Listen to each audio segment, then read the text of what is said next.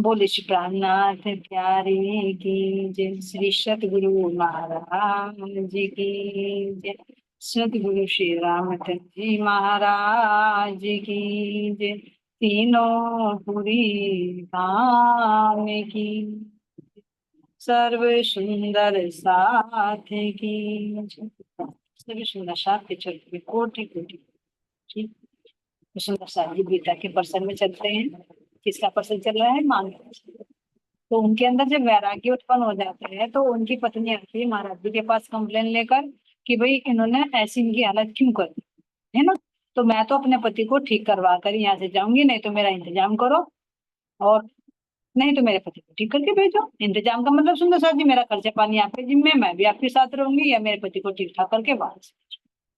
तो सुंदर साथ जी महाराज जी उनको सांत्वना देते हैं कि देवी तुम चिंता मत करो, कुछ नहीं होगा, कहीं आएंगे जाएंगे नहीं, तो घर वापस आएंगे, तुम विश्वास करो। तो ऐसे सुंदर साथ जी जब उनका शोर मचता है तो जो मारवाड़ी आते थे सबके अंदर जिज्ञासा हुई महाराज जी से मिलने की। तो सब उनको उनके दर्शनों के लिए आने लगे। अब जब आते हैं सुंदर साथ जी तो शोर तो मचता ही है चारों। जब एक ने शोर मचाया तो दूर दूर तक ख्याति जाती है, तो सब सहमत तो नहीं होते। एक सहयोगी होते हैं तो कुछ विरोधी भी होते हैं। तो अब यहाँ महाराज जी वर्णन करे सुंदर साथ जी की जब मारवाड़ियों में मेरी चर्चा फैलने लगी तो वहां कलकत्ता में एक सिद्ध बाबा भी रहते। उनको तो समझा बुझा कर भेज दिया माई को कि भाई तुम जाओ, तुम्हारे पति घर पर आएंगे, चिंता मत। तो वो तो चली जाती है, लेकिन जैसे लोगों में चर्चा फैलने लगती है तो उनमें फैलते फैलते एक कह रहे महाराज जी के एक सिद्ध बाबा थे जो कलकत्ता के बहुत माने जाते। अब वहां वो चर्चा करते।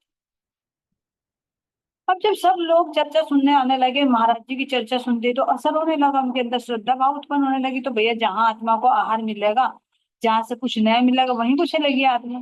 जाहिर सी बात है, जहाँ को मिठास होगी तो मधुमक्खी तो वहीं को चलेगी। तो वहां वो सिद्ध बाबा थे, उनके यहाँ से आदमी कम जाने लगे जो श्रोतागण थे, और महाराज जी के पास ज्यादा भीड़ लगी।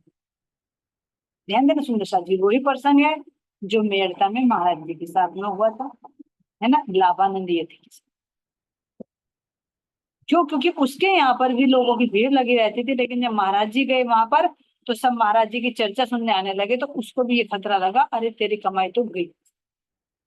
क्योंकि उनका पर्पज क्या होता है? केवल जनता की भीड़ इकट्ठी करना, पैसा कमाना, उनका आध्यात्मिक कुछ नहीं है, और तांत्रिक क्रिया करके उनको डराना, डरा कर धमका कर अपने बस में रखना और अपना उल्लू सीधा, ये होता है। तो ऐसे ही सुंदर साथ जी भी यहाँ पर भी महाराज जी का पाला पड़ गया एक सिद्ध बाबा से। कह रहे हैं कि जब वहां पर लोग कम जाने लगे तो उसके अंदर तो हलचल हुई, तो कुछ ना कुछ तो मरता क्या नहीं करता, कुछ ना कुछ तो वो करेगा। तो उसने तुरंत क्या किया कि मांगी लाल को बुलाया, और बुलाकर क्या कहा, सिद्धि दिखाई, चमत्कार। मांगी लाल को ये कह रहे हैं, तुमने सभा बिगाड़ी मेरी, देखूंगा मैं तेरा काम, चिंता मत करने तेरे इस सतगुरु को भी देखूंगा। तो सबसे पहले जो मांगी लाल फेमस हुए थे और जिनके अंदर वैराग्य हुआ था, तो वो भी जाते थे उनके पास में। तब उन्होंने सुंदर साथ जी कहा कि भाई मांगी लाल पहले उसको ही पकड़ो यार, कुछ जिसके काम चलता है, कि तुझे तो देखूंगा, मेरे पास सिद्धियां हैं बहुत, और तेरे सतगुरु को देख लूंगा जिसने मेरा काम सारा बिगाड़ दिया, ठप कर दी मेरे को काम जो चल रही थी। तो यहाँ कह रहे महाराज जी, करामात उनके पल्ले में क्या है बेटा देखूंगा, एक घाट गुरु चेलने का कुछ भी काम नहीं, तत्पश्चात निकट अपने भी आए परीक्षा करने को, साधनाओं का बल दिखलाने और हमें धमकाने को। तो पहले तो उसने मांगी लाल को और मांगे लाल को बुलाकर अपना दिखाया था। क्योंकि तांत्रिक के पास जो सिद्धियां होती हैं उनमें चमत्कार करके दिखा देते हैं, डरा देते हैं, धमका देते हैं, कुछ भी कर देते हैं। तो पहले उसको धमकाया, क्यों? क्योंकि उसी की वजह से तो सारे लोग जानने लगे थे वहां। तो उसने उसी पॉइंट को पकड़ा कि अगर ये रुक गया तो सारे रुक जाएंगे फिर, तो पहले इसी को ही मैं हैंडल करूं जो ड्राइविंग कर रहा है। मांगी लाल को अपने पास बुलाते हैं और धमकाते हैं कि मैं तुझे भी सुधार दूंगा, तेरे गुरु को भी सुधार दूंगा। तो कह रहे सुंदर साथ जी यहाँ पर, अब इतना जब उसको डरा धमका तो मांगी लाल तो वापस आ गया। तो फिर सुनने के बाद में वो महाराज जी के पास में, और महाराज जी से भी कहा, कह रहे महाराज जी कि मुझे भी अपने साधनाओं का बल दिखाया और धमकाने लगा मुझे कि मेरे पास ये साधनाएं हैं, ये सिद्धियां हैं, तेरे पास में क्या बल है। क्योंकि महाराज जी के पास तो ज्ञान है सुंदर सा, चमत्कार नहीं, लेकिन चमत्कार भी करते थे। ज्ञान नंदलाल जी को दिखाते रहे चमत्कार, चमत्कार भी दिखला देंगे, लेकिन चमत्कार की जरूरत नहीं पड़ती। तो यहाँ पर सुंदर साथ जी कह रहे हैं, बाबा से मशहूरी अपनी बिल्कुल सहन न हो पाई, उसे युक्ति हमसे लड़ पड़ने की हो आई। अब जब उसने लोगों को भी समझाया होगा, सुंदर साथ जी अपने शिष्यों को भी भेजा होगा, फिर आखिर में थक हार कर मांगी लाल को भी बुलाया, जब भी बस नहीं चला महाराज जी के पास भी आया, कुछ बस नहीं चला। तो फिर कह रहे कि जब वो मेरा नाम होता रहा, उसका यहाँ से दुकानदारी बंद होती रही, लोगों ने कम जाना बंद कर दिया, तो उसे कुछ नहीं सूझी, बस ये सोची कि मैं महाराज जी से लड़े। उनकी दृष्टि में तो भी महात्मा ही है, तो कहे कि मैं उनसे लड़ाई करूं। लड़ाई भी कैसे सुंदर साथ जी, हथियारों की नहीं, शास्त्रों की लड़ाई करूं। क्यों? क्योंकि उन्होंने सोचा कि इधर से सीधे साधे से महात्मा है, एक लंगोटी में फिर रहे हैं, पिछकी से लुटिया ले रहे, कौन से इतने बड़े बड़े साधु महात्मा है, कौन से इतने पढ़े लिखे हैं, मैं शास्त्र में ज्ञानी हूँ, क्योंकि सिद्धियां कर रखी है, कुछ थोड़ा बहुत पढ़ रखा होगा, है ना, थोता चने बाजे गए। तो यहाँ कह रहे महाराज जी कि उसने सोचा कि चल मैं शास्त्रार्थ करूं उससे और फिर उसको पछाड़ दूंगा, और जब शास्त्रार्थ सबके सामने होगा तो फिर जनता मेरे घर को वापस। तो ये भाव लेकर कह रहे महाराज जी, ज्ञान बेल को न जऊं फल ने जड़ से उसे उखाड़ूंगा। कह रहे सोचा शास्त्रार्थ करके मैं फल में उसे पछाड़ूंगा। भाई वैसे लड़ाई नहीं होती, संतों की महात्माओं की लड़ाई शास्त्रार्थ से होती है, शास्त्रों से। तो कह रहे कि मैं इनसे शास्त्रार्थ करके इन्हें पछाड़ूंगा और ज्ञान की बेल न फलने दूंगा इनकी, इनसे ज्ञान की बातें करके इनको मैं पछाड़ दूंगा। जो ये अपने ज्ञान का प्रचार करे ना, इनके ज्ञान का प्रचार मैं आगे होने नहीं दूंगा। इस दिन कह रहे इसे ज्ञान बेल, ज्ञान रूपी बेल जो ऊपर को बढ़ती। तो यह सुंदर साहिब यहाँ पर कह रहे हैं, हमसे पूछा कौन पंथ है, बाबा ने आते ही साथ, शिष्टाचार ना कोई तरीका, सुनी शुरू करी बेढंगी बात। अब वो जो सिद्ध बाबा था तुरंत महाराज जी के पास आया। अब जब क्रोध में आ रहा है, पहले ही अहंकार में फुल होकर आ रहा है, तो क्या वो शिष्टाचार करेगा? क्या वो प्रणाम करेगा? तो यहाँ सुंदर साथ जी कह रहे कि उसके अंदर ना तो कोई शिष्टाचार का तरीका है ना, और ना ही कोई मतलब शिष्टाचार किया, ना कोई प्रणाम किया, कुछ नहीं, रहते ही बेढंगी बात करनी शुरू कर दी। और यहाँ पूछा आकर उन्होंने क्या करे, कुटी अदल बदल कर बोला, कौन गुरु है बतलाओ, हमने किया इशारा रामानंद को, इनको बिठलाओ। भरकुटी बेढंगी करके, तिरछी करके, मतलब ना कोई बोलने का तरीका, ना कोई प्रणाम, ना कोई शिष्टाचार, कुछ नहीं, बस आते ही तुरंत बोलने लगा, भरकुटी बदल कर बोला, बता दे आप गुरु कौन है। महाराज जी कह रहे कि मैं थोड़ा ना ऐसे जवाब दे दूंगा।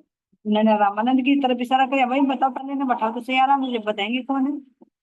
तो उनको बैठाया सुंदर से।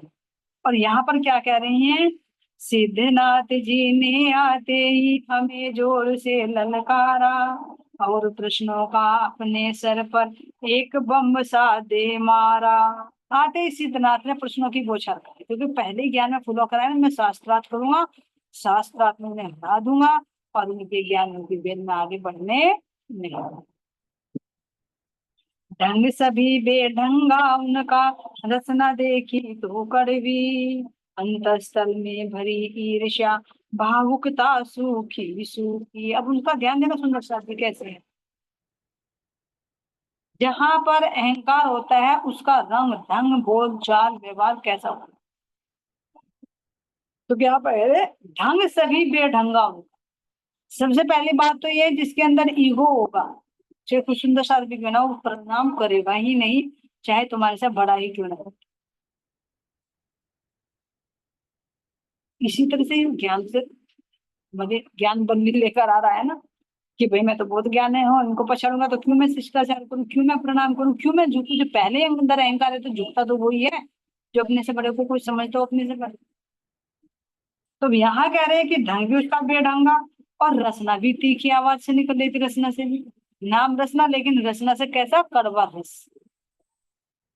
और अंतस्थल में भरी ईर्ष्या, यानी अंतस्थल मतलब सुंदर सा जी अंतःकरण, मन में भी, बुद्धि में भी, चित्त में भी, और इंद्रियों में क्या भरी हुई है, ईर्ष्या भरी हुई है, भावुकता तो उनके अंदर सूखी सूखी, यानी भावुकता है ही नहीं, भाव से तो खाली है। कोई श्रद्धा भाव, कोई प्रेम का भाव, कोई लगाव का भाव, कोई जिज्ञासा का भाव, कोई भी किसी भी तरह का भाव नहीं है, केवल क्या था, ईर्ष्या का, अहम का भाव, अहंकार का। तो यहाँ कह रहे हैं, अन्य जगह जाते ही पहले शिष्टाचार बताता है, उत्तम है प्रणाम दंडवत करना, यह मानवता है। हम महाराज जी शिक्षा दे रहे हैं, उस सिद्ध बाबा के व्यवहार को देखकर, हाव भाव को देखकर महाराज जी हमें अब शिक्षा दे रहे हैं कि अन्य जगह जाते पहले शिष्टाचार, तुम कहीं भी जा रहे हो तो तुम्हारा शिष्टाचार कैसा है, सबसे पहले वो ही दर्शा देता कि तुम्हारा नेचर कैसा है, तुम्हारी भाषा बदले, तुम्हारे दिल में क्या चल रहा है वो बता, तुम किस मकसद से आए हो वो बता। सबसे पहले सुन शिष्टाचार ये होता है कि हम कहीं भी जाए, चाहे अपने से कोई छोटा भी है बड़ा भी है, उसको भी हम रेस्पेक्ट करें, सबसे पहले प्रणाम कर करके ये बात। अपने से बड़े हैं तो चरण छूने में भी कोई आपत्ति नहीं है। झुकने से क्या मिलता है, हमारा फायदा ही तो है, आशीर्वाद मिलता है, कुछ घाटा नहीं होता, आशीर्वाद मिलता है। तो यहाँ कह रहे उत्तम है प्रणाम दंडवत करना, ये मान उत्तम है, सबसे उत्तम है दंडवत प्रणाम, साष्टांग प्रणाम करना, ये उत्तम है। जैसे मंदिर में भी जाते हैं सुंदर सा जी, तो ऐसे अपने गुरुजनों के चरणों में करें तो वो तो साक्षात उनके हृदय में विराजमान है, लेकिन वहां हम थोड़ी सी हेजिटेशन करते हैं, तो ऐसा नहीं है। तो यहाँ कह रहे थे नौशाद जी, शत्रु पक्ष हो चाहे सम्मुख पर अभिवादन है अनिवार्य, हर मजहब बतलाता है ये, हर पंथी का है ये कार्य, चाहे शत्रु पक्ष ही क्यों ना हो। ये तो आम भाषा में बोलते सुनो सर जी, कि अपने घर पर कोई दुश्मन भी आ जाए तो उसका भी रेस्पेक्ट करके उसको भी बैठे। तो इसलिए कह रहे हैं कि चाहे सामने शत्रु पक्ष भी क्यों ना हो, सबसे पहले उसका भी अभिवादन हमारा करना अनिवार्य होता है। अगर हमारे घर पर कोई आया या तुम किसी के घर पर गए हो, तुम्हारे अंदर शत्रु भाव है, तो उसका भी एक बार अभिवादन करें, एक्स्ट्रा बातें ना करें, लेकिन एक बार अभिवादन तो कर ले, प्रणाम कर, बस इतना काफी है। और इसीलिए कह रहे हर मजहब बतलाता है ये, पर हर पंथी का है का, हर मजहब ये बतलाता है। देखो किसी में भी देखो, कोई अभिवादन कोई राम राम करके करता है, कोई राधे राधे करता है, कोई अपना अपना है सुंदर साथ जी। जैसे हम प्रणाम करते हैं, कोई मुसलमानों को देखो वालेकुम सलाम, है ना, इस तरह से सबके अपने अपने हैं। तो ये अभिवादन का ही तो हो गए। तो सबसे पहले इसी बात है कि जब हम मिलते हैं तो सर्वोत्तम है सबसे पहले प्रणाम, हाथ जोड़कर सिर झुकाकर, दंडवत नहीं हो सकता सुंदर साथ जी, हाथ तो जोड़ सकते हैं, सिर तो झुका सकते हैं, और सिर झुकाकर मुख से प्रणाम बोले तो ये श्रद्धा भाव प्रकट। नहीं तो प्रणाम करने के भी तरीके हैं, प्रणाम जी, ना हाथ जोड़ना ना सिर झुकाना, प्रणाम करे भाई गाली दे रहे हो या कुछ एहसान कर, तो शब्द में विनम्रता होनी चाहिए। और हम सोचते हैं कि प्रणाम तो सुंदर साथ जी हमारी पहली संस्कृति बनी हुई है, पहले से ही प्रणाम, देखो कोई भी सीरियल देखो, कोई भी देवी देवता देखो, हर कोई प्रणाम करके ही अभिवादन करता है, क्योंकि प्रणाम उस परे का नाम, उस परमात्मा, उसकी तरफ संकेत करते हैं।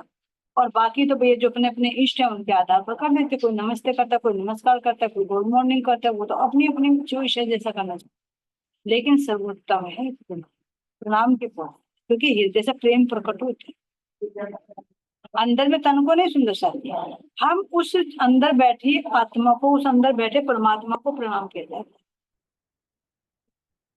तो अगर ध्यान देना कि तो हमने प्रणाम किया तो हमने तन को देखा, प्रणाम प्रणाम आंटी जी, तो ध्यान कहाँ गया, क्या हमने तन को प्रणाम किया, प्रणाम अंकल जी, तो क्या हमने तन को प्रणाम किया, नहीं। अगर सीधे बोले, उसके अंदर की चेतना का महसूस करके हाथ जोड़कर ये बोले कि इनके अंदर भी मेरे धाम धनिये मेरी प्रियतम है, मैं उनके चरणों में करना ही प्रणाम जी, अंदर क्या जाएगा छोटा सा, अंदर वो भाव। अगर इस साथ में भी लगाना है तो अगर हम अपने आपस में बोले सुनिए, अगर कहे प्रणाम से कीजिए, तो कहाँ का भाव आया, सखी जी कहकर कहाँ का भाव आएगा, और आंटी अंकल कहकर कहाँ का भाव आएगा। तो हमें आत्मा का संबंध पालना है या देह का संबंध। और प्रेम भी है। सखी कहने में बहुत प्रेम आता है, अपनत्व आता है। तो आंटी तो दुनिया बहुत बड़ी है, क्या हरे को हम सखी कह रहे हैं। तो सखी का भाव ये प्रणाम कर रहे हैं। और ऐसे ही अगर हम घर में भी बच्चों को संस्कार डाले कि उठते ही जाया करते, देखा परिवार में नहीं है सुंदर साथ जी, लेकिन राज्य महाराज जी की मेहर से तो मुझे मिल चुकी कि घर में भी हम बच्चों को संस्कार डाले कि उठते सबसे पहले प्रणाम का ही अभिवादन करें। कम से कम शुरुआत तो हुई ना। तो ऐसे महाराज जी शिक्षा हमें दे रहे हैं कि चाहे शत्रु पक्षी सम्मुख क्यों न हो, उसका अभिवादन अनिवार्य है। और ये नहीं कि केवल हम ही, हमें हर मजहब बताता है यह, हर पंथी का ये कार्य, ये हर पंथी का कार्य, कोई सा भी पंथ चल रहा हो, हर पंथ में होता है कि अभिवादन अनिवार्य होता है। लेकिन इन बाबा जी ने तो आगे प्रणाम भी नहीं किया। आगे प्रश्नों के जो बम का बम है वो मेरे से बोल दिया, बता तेरा पंथ कौन सा है, बता तेरा गुरु कौन है। अब यहाँ पर सुंदर साथ जी महाराज जी कह रहे हैं, सिद्धनाथ जी आते ही हम पर एकदम से टूट पड़े, रचना से प्रश्नोत्तर के एकदम फव्वारे छूट पड़े। जो अंदर भरा हुआ था एकदम फव्वारा छूट पड़ा। वो देखते हैं महाराज जी को, एकदम टूट पड़े। और क्या पूछा, पूछा था ना कि आपका पंथ कौन सा है। एक प्रश्न पूछा सुंदर साथ जी, उन्होंने ध्यान देना। उन्होंने पूछा अम, कौन है गुरु बताओ, तुम्हारा गुरु कौन है। एक तो प्रश्न ये पूछा, और दूसरा पूछा कि तुम्हारा पंथ कौन सा है। ध्यान दे रहा। अब महाराज जी कह रहे कि गुरु की तरफ तो उन्होंने इशारा करके रामानंद को कहा कि भाई बैठाओ, ये पहले बताएंगे गुरु कौन है, क्योंकि गुरु के अंदर में बैठे। और से पूछा सतगुरु मेरे श्याम जी, भैया वही देने वाले हैं, और कौन सा दूसरा। दूसरा प्रश्न उन्होंने पूछा है कि तुम्हारा पंथ कौन सा। तो महाराज जी ने यहाँ कह रहे, ध्यान देना सुंदर साथ जी, हमने उत्तर दिए सिद्ध को, हम है जी आपा पंथी, आप गुरु हैं आप शिष्य, ज्ञान ध्यान अपने घर की। ध्यान देना सुंदर साथ जी इस वाले लाइन। यहाँ पर सिद्ध बाबा जी पूछ रहे हैं कि तुम्हारे गुरु कौन है, तुम्हारा पंथ कौन सा है। तो महाराज जी अपनी बता रहे हैं कि हम है आपा पंथ। अब ये कहेंगे भैया आपापंथी वाले तो हैं, इसलिए तो महाराज जी ऊपर कर आपापंथ चलाते हैं। हम हैं आपापंथी, ये दिन देना। आपापंथी का मतलब हम अपने पंथ पर चलते हैं। संसार में जितने भी पंथ आज तक हैं, हम किसी के अनुयायी नहीं है, अपने, क्योंकि परमात्मा स्वयं अपने आप में, वो किसी के पंथ पर नहीं चलता। उसका अपना निज आनंद है, उसका अपना पंथ है, अपनी राह है जो उन्होंने प्रेम की राह चलाई। वो प्रेम की राह आपापंथ। कोई पंथ वैसा नहीं कर्म कांड वाला, प्रेम रूपी मार्ग है, दिव्यंगम मार्ग है हमारा।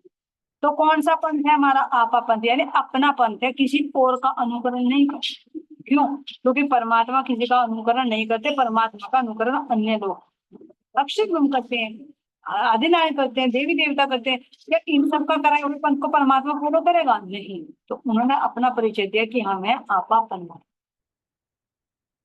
आप गुरु हैं आप शिष्य हैं, ध्यान देना। हम ही गुरु हैं, हम ही शिष्य हैं।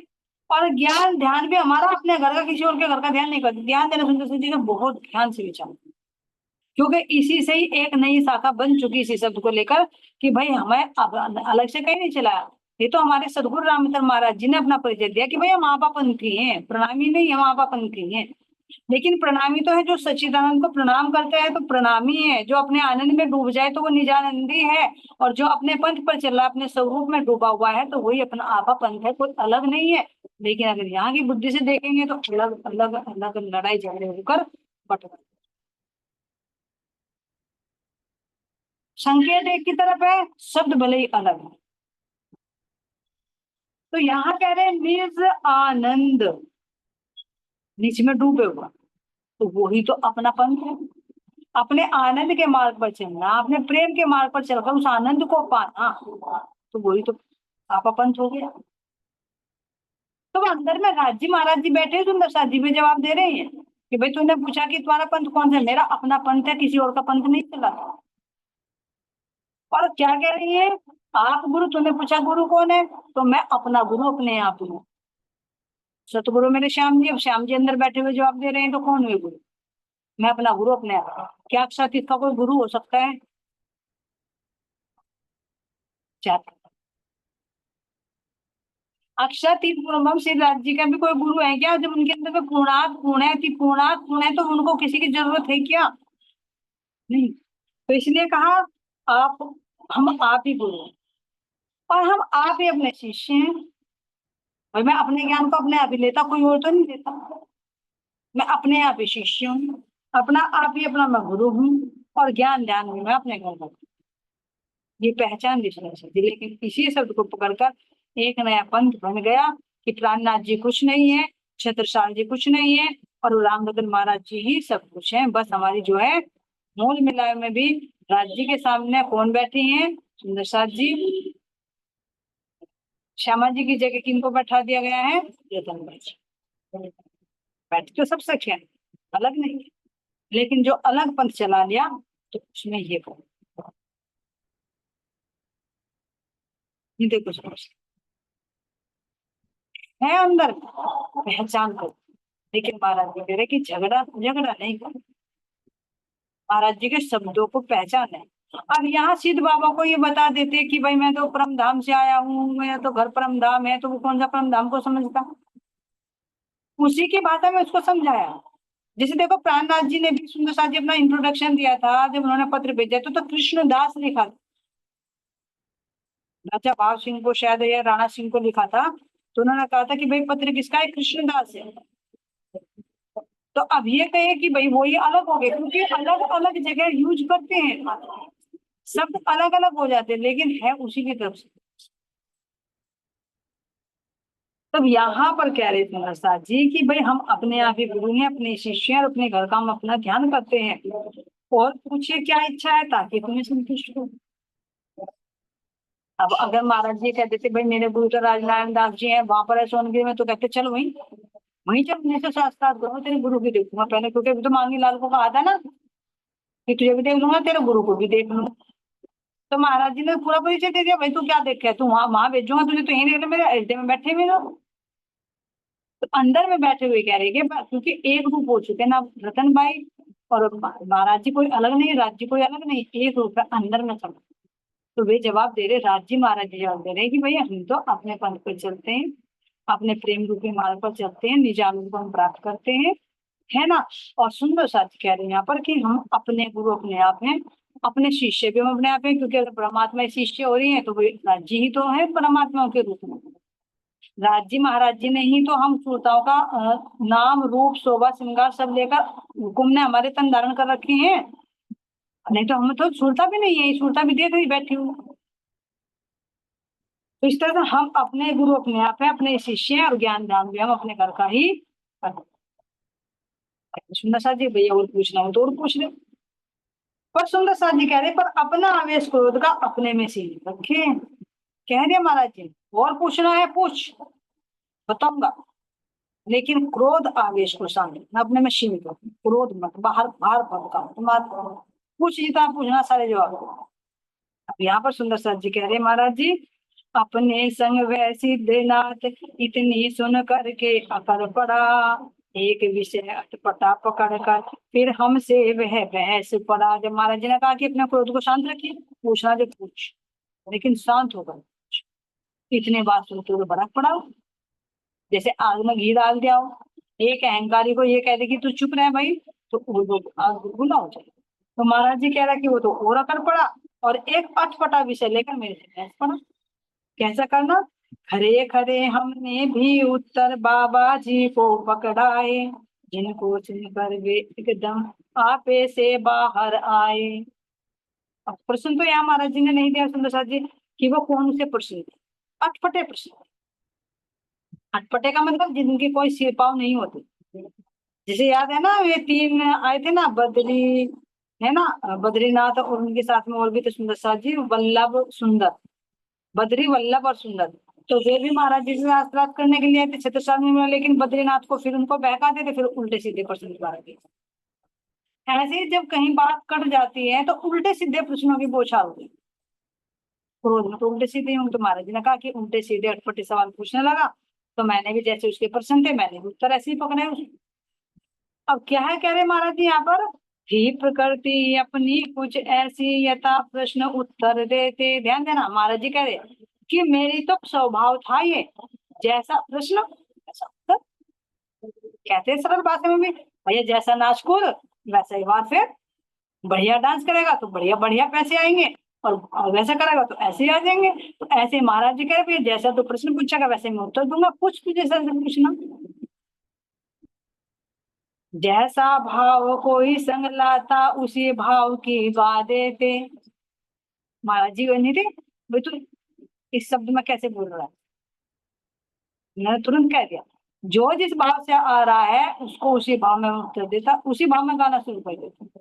तू शिष्टाचार लेकर आ रहा है तो ले शिष्टाचार, अकड़ में आ रहा है तो ले अकड़, तू उल्टे सीधे सवाल पूछ रहा है तो ले उल्टे सीधे जवाब, बता कहां से काटेगा।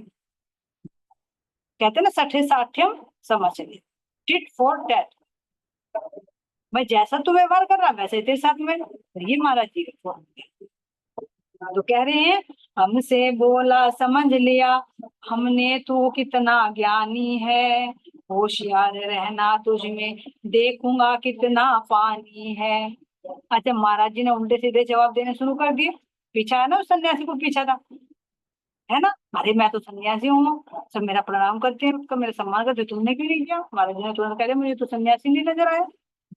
अच्छा मैं सन्यासी नहीं हूँ, बता सन्यासी के लक्षण, बता देती हूँ तो गीता खोल के देखिए सन्यासी के लक्षण। क्योंकि तेरे अंदर अभी सम्मान की और अहंकार की भावना है, तो कहाँ से सन्यासी हुआ। सन्यासी तो किसी कर्म की इच्छा ही नहीं करता, वो सन्यासी होता है। हो गया चुप।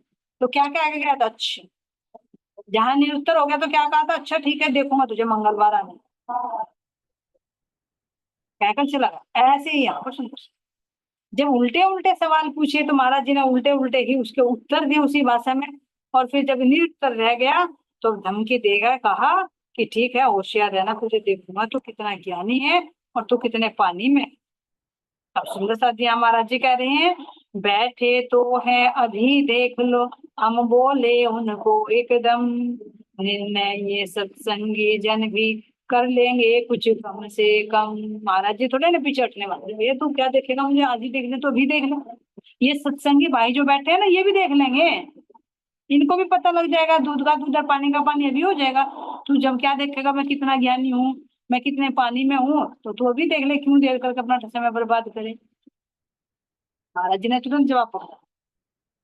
अब यहाँ कह रहे हैं भाग गया अपनी सुन करके इस प्रकार वहां से बाबा, जैसे हमको जमी दो जाते ही एकदम कर देगा। ऐसा चिमटा लेकर जमीन तो मारता हुआ धोस देगा। महाराज जी कह रहे हैं कि इतनी सुनकर तुरंत गया, और ऐसा गया कि जैसे घर जाते मुझे जमी दोष कर देगा, मेरा सर्वनाश कर देगा, ऐसी धोस दिखाकर वो वापस चला गया कि देख लो मैं तुझे। महाराज जी ने कहते थे भैया अभी देख लो, लेकिन नहीं सुन प्रसाद जी, वो अपने घर चला गया। अब यहाँ जाकर क्या करता है, माना नहीं रात्रि में उसने बहुत डराया मांगी लाल, छोड़ दिया उसने अपनी सिद्धि का एक उस पर जंजाल। कहते हैं ना कि घोड़े पर पार नहीं बसती तो गधे के कान आट देता है ना कुमार। पता घोड़ा तो लात मार के भगा देगा तो बेचारा गधा सीधा साधा है तो उसके कान तो। तो ऐसा ही इस बाबा जी ने किया, महाराज जी पे तो उसकी पार नहीं बसी, जाके मांगी लाल को फिर पकड़ लिया। भले मांगी लाल से तेरी क्या दुश्मनी थी, वेद तुमने कहा था कि तुझे देख लूंगा तेरे गुरु को देख लूंगा, तो जब तेरी मुलाकात गुरु से होगी तो गुरु से ही बात करना तू। लेकिन यहाँ नहीं सुनता साथी, पहचान या बातों बातों से पहचानने की बहुत तेज है, बहुत समझदार है, बहुत ज्ञानी है, तेरा बस यहाँ नहीं चलेगा तो तू मांगी लाल को पकड़।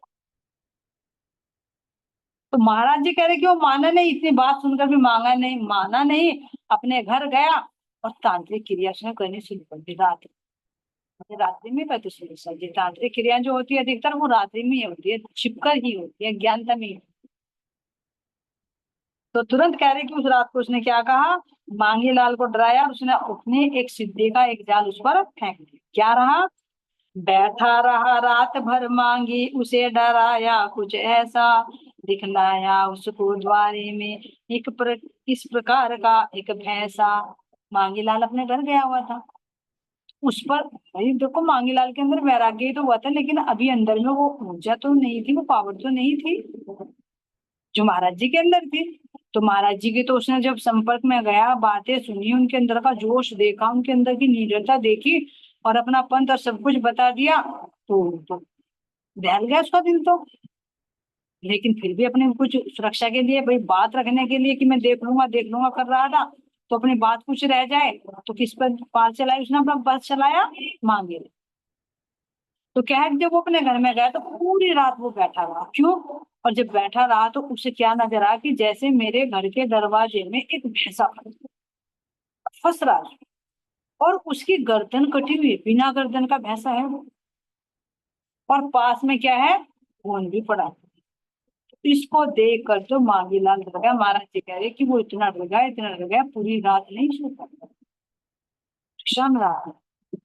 लेकिन जब जैसे ही प्रातःकाल हुआ और उनकी पत्नी जो अंदर कक्ष में आई, तो एकदम बैठा तो एकदम चिल्लाई, तू कैसे आई यहाँ पर, अरे कहाँ को आई तू? अब वो उसकी पत्नी कह रही, अरे मैं तो दरवाजे से ही आई हूँ, कहाँ से आई हूँ?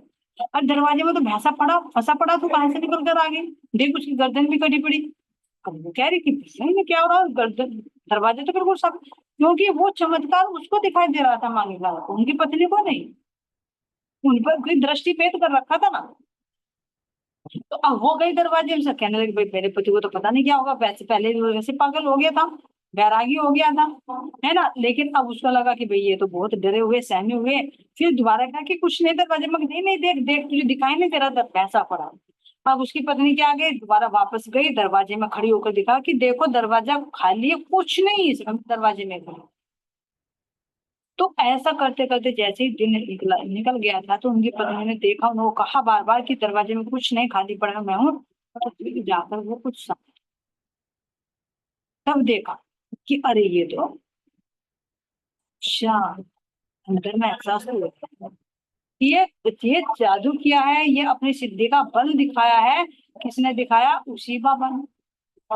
अब मांगीलाल सुंदर साथ जी कहाँ जाएंगे, कहाँ पास बचते, अपने सतगुरु के पास। तो जब पूरी रात डरता रहा, फिर उसने देखा जब दिन निकला तो दरवाजे तो वास्तव में खाली, कुछ भी नहीं, ना वहाँ खून है, ना वहाँ कोई भैंसा है, कुछ भी नहीं है ना, बिल्कुल खाली है। तो उसने देखा कि कहीं ना कहीं ये ऐसा हुआ है, तो उसी ने ये चमत्कार किया, उसी ने अपनी सिद्धि का बल दिखाया है। तो तुरंत महाराज जी के पास आते हैं, और महाराज जी के पास इतना डरा हुआ, इतना डरा था, तो महाराज जी को सारी बात कि भाई मेरे तो ऐसे डर लगा हुआ था, लेकिन जब महाराज जी बल देंगे तो सुंदर साथ जी कितना बल मिलेगा। कह रहे यहाँ पर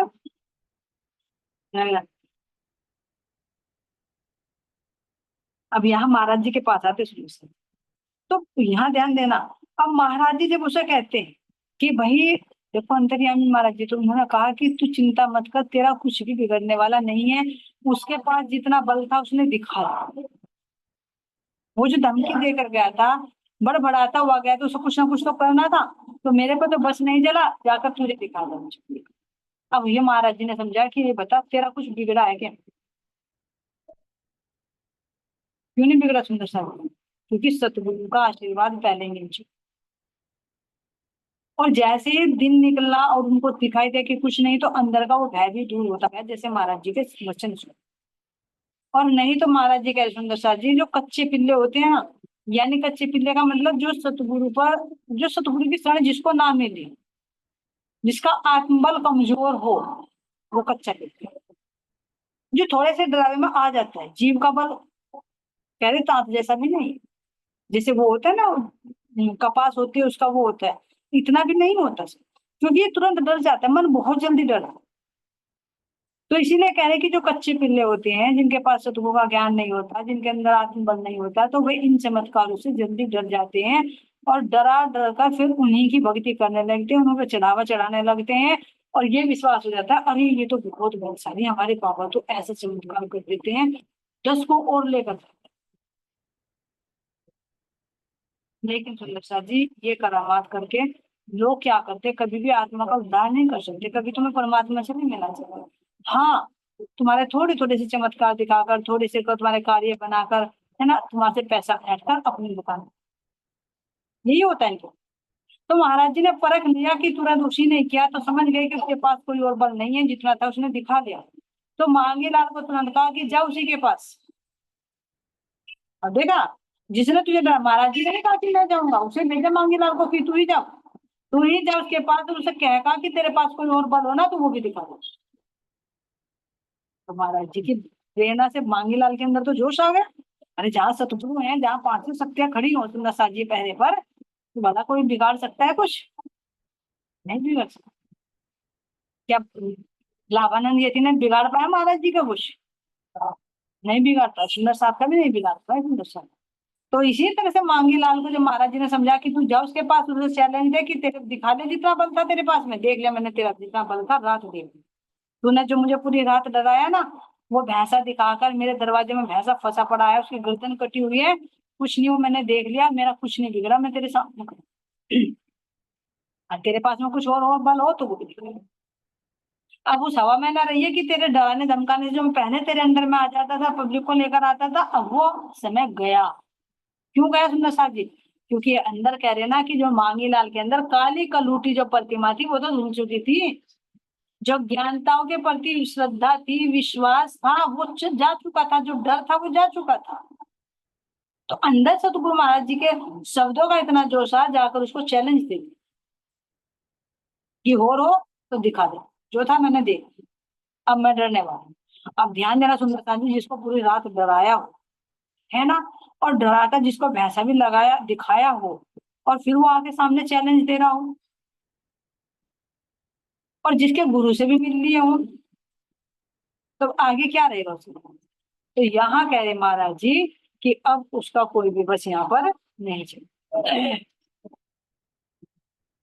तो अब यहाँ सुंदर साथ जी कह रहे हैं कि इतने सुनकर, क्या कह रहे हैं, जितना सौदा था उसने आज दिखला दिया, अब उसका कुछ नहीं रहा। सुनकर बोलना निकला उसका, मांगे लाल चला आया, बड़े ठाठ से सोया रात को, भय नजदीक नहीं आया। इतना कहकर मांगे लाल घर आया, ठाठ से सोया, और उसके अंदर डर बिल्कुल भी नहीं रहा, है ना। और सिद्ध के पास में जितने भी सब शिष्य थे, वे सब कहाँ आने लगे, महाराज जी के पास में आने लगे। अब आगे सुंदर साहब जी कैसे घटनाएं घटित होती है, क्या होता है, और आगे क्या बाबा कुछ करते हैं क्या, ये श्रवण करेंगे सतगुरु महाराज जी से। आज के दिन साहब जी कोई त्रुटि हुई तो माफ करते रहना। आप सभी के चरणों में कोटि प्रेम। बोले श्री प्राणनाथ प्यारे की जय, श्री सतगुरु महाराज जी की जय, सतगुरु श्री रामचंद्र महाराज आपकी सदा हम तो काम करते